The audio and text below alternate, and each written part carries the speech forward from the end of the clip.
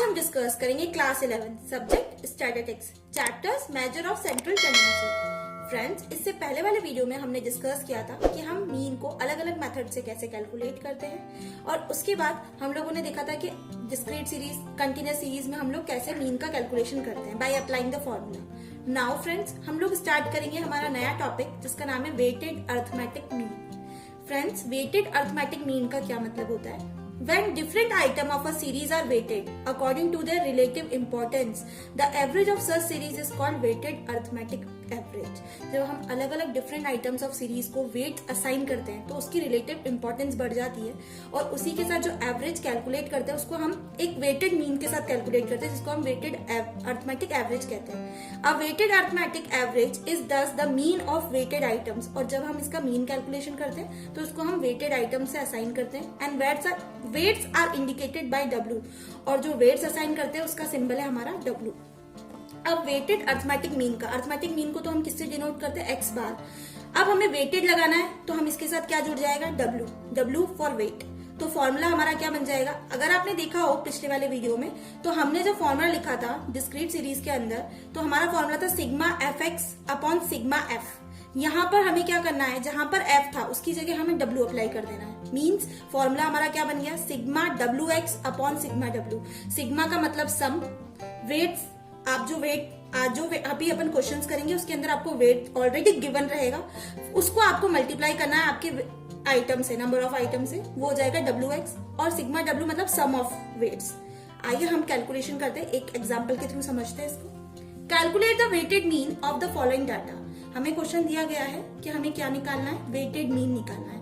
Number of items हमें दिया है 96, 102, 104, 124, 148, 164। ये हमारे आइटम्स है, इसको हम क्या बोलेंगे? x।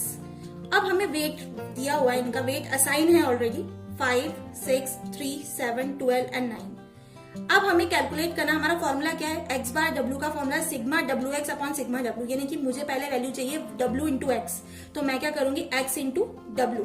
तो 96 into 5 480, 102 into 6 612, 104 into 3 312, 124 into 7 868, 148 into 12 1776, 164 into 9 1476। मैंने इनको आपस में x इंटू डब्ल्यू एक्स निकल गया।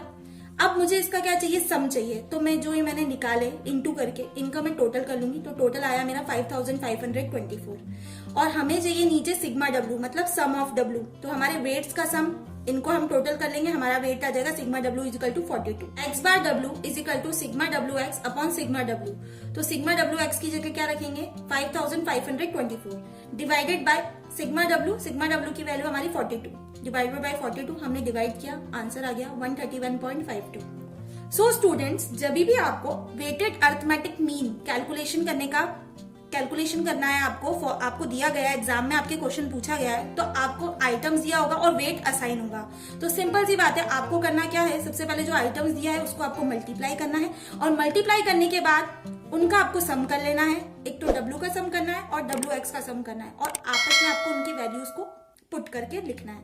सो अगर आप इसको इस तरीके से करेंगे तो आपको आसानी से समझ में भी आएगा और आप इजिली क्वेश्चन को सॉल्व कर पाएंगे। कंबाइंड अरिथमेटिक मीन की तरफ। फ्रेंड्स, कंबाइंड अरिथमेटिक मीन का क्या फॉर्मूला होता है? कंबाइंड का मतलब होता है कि जब आपको जो क्वेश्चन आपको मिलेंगे यहाँ पर आपको x बार जो मिलेंगे, मतलब अलग अलग किसी सेक्शन वाइज, किसी टॉपिक वाइज आपको डिस्ट्रीब्यूट कर दिए जाएंगे। मतलब आपको 2 x बार दिए होंगे, किसी में 3 दिए होंगे क्वेश्चन के अकॉर्डिंग। तो आपको कैसे फ्रेम करना है? सपोज x बार 1 2, मतलब मुझे 2 दिए, x bar 1 n1 number of items plus x bar 2 number of items 2 upon n1 plus n2। हम समझते हैं x बार 1 2 का मतलब क्या हुआ? Combined arithmetic mean of parts 1 and 2 of a series. आपको जो भी सीरीज दी जाएगी उसके अंदर 2 पार्ट दिए जाएंगे, मतलब 2 अरिथमेटिक मीन आपको गिवन होंगे क्वेश्चन के अंदर, उसको हम बोलेंगे x बार 1 2। नेक्स्ट है x बार 1 का मतलब हुआ arithmetic mean of part 1 of the series, x bar 2 arithmetic mean of part 2 of the series, n1 का मतलब number of item in part 1 of the series, n2 का मतलब number of item in part 2 of the series. इसको समझने के लिए हम एक एग्जाम्पल लेते हैं। 60 students of section A of class 11th obtained 40 mean marks in statistics. 40 students of section B obtained 35 mean marks in statistics. Find out mean marks in statistics for class 11th as a whole. मुझे question के अंदर 60 students का data given है section A और 40 students का mean marks given है statistics का, और 40 स्टूडेंट्स जो सेक्शन बी में है उनका भी मुझे मीन मार्क्स गिवन है। अब मैं इस क्वेश्चन को कैसे फ्रेम करूंगी, सबसे पहले हम क्या कर देखेंगे, 60 स्टूडेंट ऑफ सेक्शन ए, हम दो पार्ट्स में क्वेश्चन को डिवाइड कर लेंगे, एक सेक्शन ए और एक सेक्शन बी।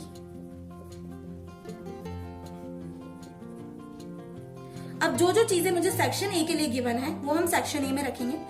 60 स्टूडेंट्स गिवन थे सेक्शन ए के, तो सेक्शन ए में N1 की वैल्यू, नंबर ऑफ आइटम्स कितना गिवन है 60, तो 60 हो जाएगा। उसी के साथ 40 mean marks in statistics, 60 students के सेक्शन ए के मार्क्स कितने आए 40, तो 40 मीन है, मीन मतलब x बार, तो x बार 1 मुझे कितना गिवन है यहाँ पर 40, मैंने वैल्यू रख दी।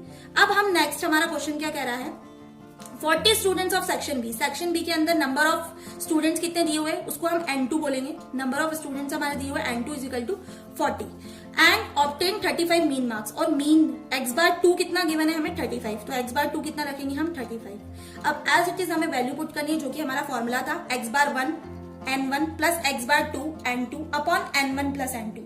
तो वैल्यूज कैसे रखेंगे, x bar 1 2 equals to x bar 1 की वैल्यू 40 मल्टीप्लाई बाय N1 की value 60 plus x bar 2 35 into N2 40 and upon में हमें क्या है N1 प्लस N2, और N1 और N2 की वैल्यू क्या है 60 प्लस 40।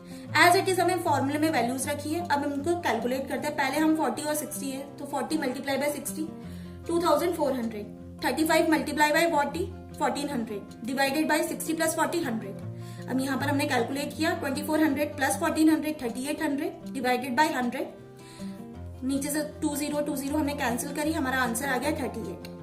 सो फ्रेंड्स, इसके अंदर हमने किया क्या, हमने एज इट इज जो हमारा फॉर्मूला था कंबाइंड अरिथमेटिक मीन का, हमने वो फॉर्मूला अप्लाई किया और फॉर्मूले में हमने वैल्यूज देखी। हमें जो भी क्वेश्चंस आपको मिलेंगे एग्जाम के अंदर, आपको सेक्शंस वाइज हो या पार्ट वाइज हो, जिस भी तरीके का हो, आप पहले उसका डिविडेशन कर लीजिए। आप देख लीजिए N1 क्या दे रखा है क्वेश्चन में, x बार 1 क्या दे रखा है, N2 क्या दे रखा है, x बार 2 क्या दे रखा है।